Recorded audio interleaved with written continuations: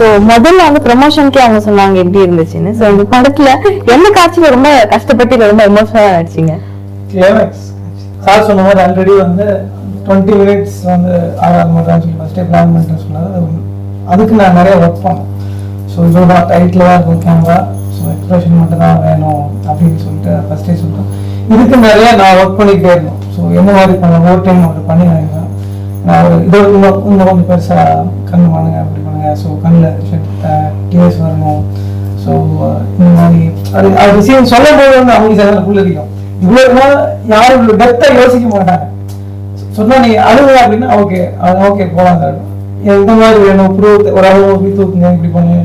இதுக்கு சின்ன சின்ன விஷயங்கள் வந்து நம்ம மெனக்கிட்டு டேக்ஸ் நிறைய ஆகும். சம்டைம்ஸ் வந்து அவர் என்ன சொல்லுவாரு, கேமரா கிட்ட வரும்போது ஒரு சொட்டு டிராப் கண்ணீர் விட சொல்லுவாரு. ஒரு விஷயம் சொல்லணும் ஆரம்பிச்சு கிளைமேக்ஸ் 3-4 சீன்ஸ் பிஃபோர் என்னன்னா சரண்யா வீட்டில் போய் நான் திட்டுவேன் அவங்கள. அப்போ வந்து சரண்யா அழுவாங்க. அந்த சின்ன டிசைன் போட்டு நீங்க அழுலையா? இல்ல ஆக்சுவலா என்னன்னா கேமரா கிட்ட வரும்போது நான் ஒரு டிராப், அதான் உங்ககிட்ட சொன்னேன் இல்லையா, ஒரு டிராப் கண்ணீர் சொல்லணும். பொண்ணு வந்து கண் கலங்கிருப்பா.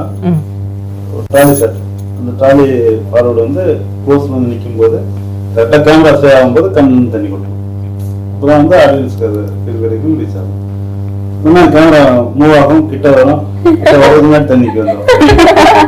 இல்ல கிட்ட நின்றும் தண்ணி வராது, அப்படியே லேக் ஆயிடும். இந்த மாதிரி நான் இந்த படத்துல அந்த ஒரு ஷாட்டுக்கு 18 வாட்டி அழுதுருக்கேங்க. நீங்க கேக்குறீங்க 18 வாட்டி நான் அழ வச்சதுக்கு வந்து கேக்குறேன். அதாவது வந்து ஸ்ரீராமுக்கு வந்து டைரக்டர் சப்போர்ட் இங்க ஜாஸ்தி. அவர் வந்து ஒரு வாட்டி அழுதா போடும்போது ஸ்ரீராம் கண்ணு வலிக்குதான் கேட்பாங்க. 18 வாட்டி அழுதா கூட இது போதாது, இன்னும் ஒரு டிராப் கீழே விட முடியுமா அப்படின்னு கேட்பாரு. அது அவ்வளோ ஒர்க் ஆகும், நம்ம எவ்வளோ உழைச்சிருக்கோம். அந்த உழைப்பு எல்லாமே அந்த சின்ன சின்ன விஷயங்கள்ல இருந்தா. 5 விதவிதமான பாடல்கள் கொடுத்திருக்கீங்க. சிங்கர்ஸ் யாரெல்லாம் பாடியிருக்காங்க? சிங்கர்ஸ் வந்து எஸ்விபி சார் பாடிருக்காங்க. அப்புறம் ஹரிச்சரன், மதுமிதா, ஹரிஷ்ரா வந்து மஹதி, வெண்ணிதா, ராகுல் நம்பி, மாலதி. ஸோ ஆக்சுவலி எனக்கு ப்ரொவைட் பண்ண சிங்கர்ஸ் ஃபுல்லாக ப்ரொஃபஷனல்ஸ். நான் டோட்டலாக நியூ. இந்த ஸ்டுடியோவில் வந்து உட்காரும் போது கொஞ்சம் படப்படப்பாக இருந்தது. ஏன்னா இப்போ லைவ் இன்ஸ்ட்ருமெண்ட்ஸ் எல்லாமே எது சிந்த் டோன்ஸ் கிடையாது, ஃபுல்லாக வயலின் செக்ஷன்ஸ் இருக்கு, பிராஸ் யூஸ் பண்ணியிருக்கோம், லைவ் கிட்டார் எல்லாமே லைவ் இன்ஸ்ட்ருமெண்ட். நான் என்ன கண்ணில் கட்டி காட்டில் விட்ட மாதிரி தான் இருந்தது. நான் பண்ண போகிறோம், எப்படி வேலை வாங்க போகிறோம், அந்த டென்ஷன் இது. அப்புறமா ஏன்னா டேரக்டர் கூட உட்காந்து தட்டி கொடுத்திருந்தாரு. உனக்கு என்ன பிடிச்சிருக்குல்ல, அப்புறம் ஏன் கல்யாணம் வேண்டாம்னு சொல்ற? அது என்னோட பர்சனல், உன்கிட்ட சொல்ல வேண்டிய அவசியம் எனக்கு இல்ல. பர்சனல் பர்சனல் பர்சனல் அப்படி என்னதான் உனக்கு பர்சனல் இருக்கு? நீ யாரையாவது லவ் பண்ணி ஏமாந்திருக்கியா? இல்ல உன் ஃப்ரெண்ட்ஸ் யாராவது லவ் பண்ணி ஏமாந்து அந்த பாதிப்புல நீ கல்யாணமே வேணாம்னு சொல்றியா? அப்படி இல்லனா உன் அம்மாக்காக உன் லைஃபையே சாக்ரிஃபைஸ் பண்ண போறியா? சொல்லு. இல்ல கேன்சர், எய்ட்ஸ்னு ஏதாவது டிசீஸ் இருக்கா? இதை விட ஒரு பொண்ணுக்கு வேற என்ன பர்சனல் இருக்க முடியும்? சொல்லு சோஃபி. அன்னைக்கு அவ்வளவு எமோஷனலா அந்த மணல் சிற்பத்தை அழிச்சிட்டு போனியே, அப்படி உன் வாழ்க்கையில பாதிச்ச சம்பவம் என்னன்னு சொல்லு. நீ தானே சொல்லுவ நமக்குள்ள எந்த பர்சனலும் இருக்க கூடாதுன்னு. அப்படியே சொல்ல மாட்டேங்கிற. சொன்னா உன்னை விட்டு போயிடுவேன்னு பயப்படுறியா? சாகுற வரைக்கும் உன்னை விட்டு போக மாட்டேன் சோஃபி. ப்ளீஸ், எதுவா இருந்தாலும் பரவாயில்ல சொல்லு சோஃபி. ஏன் இப்படி பேசாம கொள்ற? வாயை திறந்து பேசு. நீ பேசினாதான் மனசுல என்ன இருக்குன்னு எனக்கு தெரியும். பர்சனலா பர்சனல், பெரிய பொல்லாத பர்சனல். நீ வேணுங்கிறதுக்காக தானே நான் மதம் கூட மாற போனேன். அது உன்னோட முட்டாள்தனம். நான் என்னைக்காவது மதத்தை பத்தி உன்கிட்ட பேசிருக்கேனா? அப்படியாவது நீ மனசு மாறுவாங்கிற நம்பிக்கையில தானே நான் அப்படி செஞ்சேன். நீ என்ன பண்ணாலும் நான் சொல்ல மாட்டேன், சொல்ல மாட்டேன், சொல்ல மாட்டேன். அதுக்கு செத்து போடின்னு சொல்லு. செத்து போயிடுறேன். நான் சொன்னா நீ செத்து போயிடுவ. இந்த படத்துடைய ப்ரொடியூசர்ஸ் எந்த அளவுக்கு உங்களுக்கு ஃப்ரீடம் கொடுத்திருக்காங்க? லைக் நீங்க எதிர்பார்த்த மாதிரி ஸ்கிரிப்ட் வந்துடுச்சா? கண்டிப்பா கண்டிப்பா. நான் ஒரு கதை சொல்ல போகும்போது ஆல்ரெடி ஃபுல் ஸ்கிரிப்ட் எடுத்த போனேன்.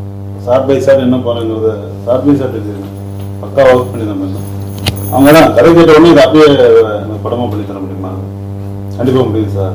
ஏன்னா நான் கேட்குறேன், எனக்கு வசதி நீங்கள் பண்ணி கொடுத்தீங்கன்னா கண்டிப்பாக பண்ணி தரேன் பண்ணுறேன்.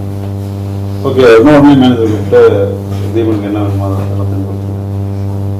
அதே மாதிரி தான் அந்த பாடல்களில் கூட முத்துக்குமார் பாடல், அதாவது ஒரு வார்த்தையும் பேசாமல் மௌனமா இருக்கும் அந்த பாடல்ல உள்ள ஒரு வரிகள் வரும். மலைத்தூரம் நின்ற பிறகும் மரக்கிளைகள் தூர்வதை போல மனதுக்குள் சோகம் என சொல்றேன். மலைத்தூரல் நின்ற பிறகும் மழை பெய்யணும், மழை நிற்கணும், மரக்கிளைகள் தூர்வதை போல மறுபடியும் அந்த மரங்களை சுட்டி சொல்லணும். இதெல்லாம் வந்து என்ன பண்றது, இந்த வரிகளுக்கு வந்து சாதாரண விசுவல் பண்ணா நல்லா இருக்காது.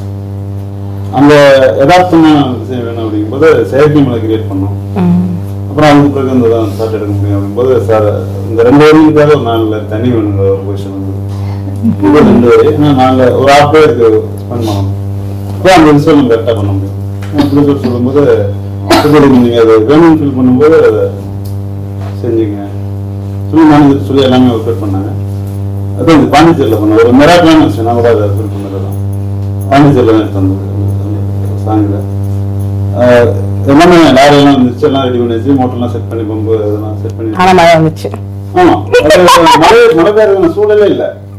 ரொம்ப வெயில் அடிச்சுக்கிட்டு இருந்துச்சு, மழை பெஞ்சிச்சு. நிஜமான மழையிலேயே எடுத்தாச்சு. சாங் பார்த்தீங்கன்னா அந்த மழை பெஞ்சிட்டு இருக்கோம், அப்படியே மிக்ஸ் பண்ணா மரங்கள் இருந்து தண்ணி சுட்டிட்டு இருக்கோம். ஏதாவது உண்மையான மழையில் அந்த எல்லாமே எதுக்கு இந்த விஷயத்த சொன்னா இப்படி ஒரு சின்ன சின்ன விஷயம் கூட நான் கேட்டதுமே கரெக்டாக பண்ணாங்க. அதனால அந்த படத்தை வந்து அவர் கரெக்டாக நம்மளை கொண்டு வர முடியும். பிடிச்ச ஒரு ஹோப் இல்லாட்டி எந்த டேரக்டர்னாலையும் சரியான ஒரு படத்தை கொடுக்க முடியும். ஆமாமா, பேப்பர்ல இருக்க ஸ்கிரிப்ட் செல்வ அடைப்பா வர்றதுக்கு ப்ரொடியூசர் எந்த அளவுக்கு நம்மளுக்கு சப்போர்ட் பண்ணுமோ அதே அளவுக்கு கேமராமேனும் இருக்கணும். ஆமா. சோ படத்துடைய கேமராமேன் அவரு ஒர்க் பத்தி சொல்லுங்க. அவர் சூப்பர் ஊர்ல என் கூட ஒர்க் பண்ணுவார். நான் 2 பேரும் ஒன்றா ஒர்க் பண்ணுவோம். நம்ம நானும் ஒரு நல்ல சிங்கர், நான் என்ன பண்ணுறது ஆல்ரெடி அவருக்கு தெரியும், அவரோட ட்ரைனிங் என்னங்கிறது நமக்கு தெரியும். அது பெரிய டிஸ்கஷன் தேவையில்லை. சார் இங்கே கேமரா வச்சுங்க இந்த மாதிரி சார் வந்து நான் சொல்லி முடிச்சுட்டு திரும்பினா அவர் ரெடியாக இருப்பார். ஆர்டிஸ்ட் தான் நான் தரணும்.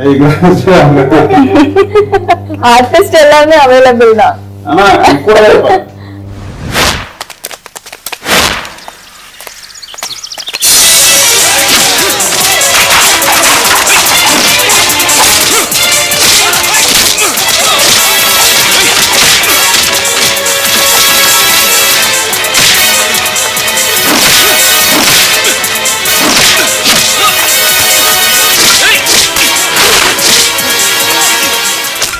Love base subject. சோ கண்டிப்பா டான்ஸ் ஆடுறதுக்கு ஹீரோனா ஃபைட் பண்றதுக்கு தெரிஞ்சிருக்கணும். சோ இதுக்கெல்லாம் ட்ரைனிங் எடுத்தீங்களா? படத்துல ஃபைட் சீன்ஸ்லாம் இருக்கு. நான் அந்த ஃபைட் சீக்வன்ஸ் சொல்றதுக்கு முன்னாடி அகிலன் பத்தி சொல்லுவோம்.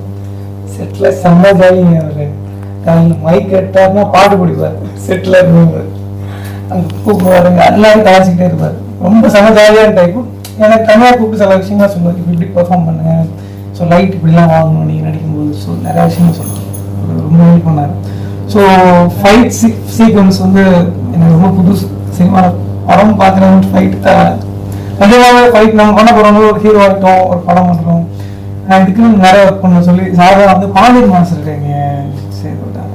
ஸோ நான் ஒரு 3 months எனக்கு ட்ரைனிங் எடுத்தேன். ஸோ எப்படிலாம் நம்ம பெர்ஃபார்ம் பண்ணலாம், எப்படிலாம் எக்ஸ்பிரஷன் இருக்கணும் ஃபைட் இருக்கும்போது சொல்லி நிறையா ஒர்க் பண்ணோம். மைக்கேல் மாஸ்டர் தான் வந்து படத்தில் பண்ணாங்க. ஒரு 3-4 days ஷூட் பண்ணோம். ரொம்ப லைவ்லியாக இருக்கும். நீங்கள் படம் பார்க்கும்போது வந்து ஒரு பிளான் பண்ணி பண்ண மாதிரி தெரியாது. 3-4 கேமராஸ் யூஸ் பண்ணி டாப் எல்லாம் யூஸ் பண்ணியிருக்கோம். ரொம்ப வித்தியாசமாக இருக்கும். நிஜமாக சண்டை போடுற மாதிரி இருக்கும். நான் அதில் ஒரு ஹைலைட்டான விஷயம்னா நிஜமாக ஒருத்தர் அடிச்சிட்டேன். அவர் மயக்கம் போட்டு விழுந்துட்டாரு.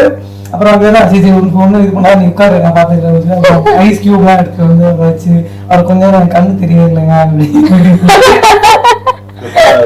படத்துல பாத்தீங்கன்னா ஒரு பறந்து அடிப்பாங்க இல்லையா?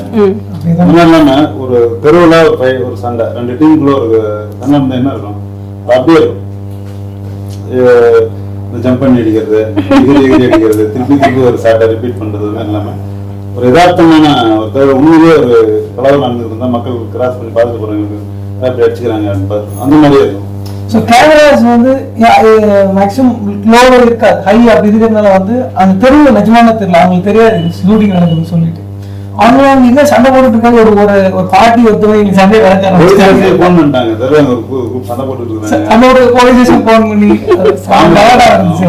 அங்க போலீஸ் ஸ்டேஷன் போன் பண்ணி ஒரு கலவரமா இருக்கு அப்படின்னா அது ஒரு மறக்கிற விஷயம். ஸோ ஆஸ் அ டீம் வந்து ரொம்ப நல்லா ஹார்ட் ஒர்க் பண்ணி ஒரு வித்தியாசமான கதையை ரொம்ப அழகா ஒரு நல்ல படைப்பா கொடுத்துருக்கீங்க. All the best. இந்த படம் நல்ல வெற்றி அடைய வாழ்த்துக்கள். அண்ட் டைம் ஸ்பெண்ட் பண்ணி எங்க கூட வந்து பேசினதுக்கு ரொம்ப நன்றி.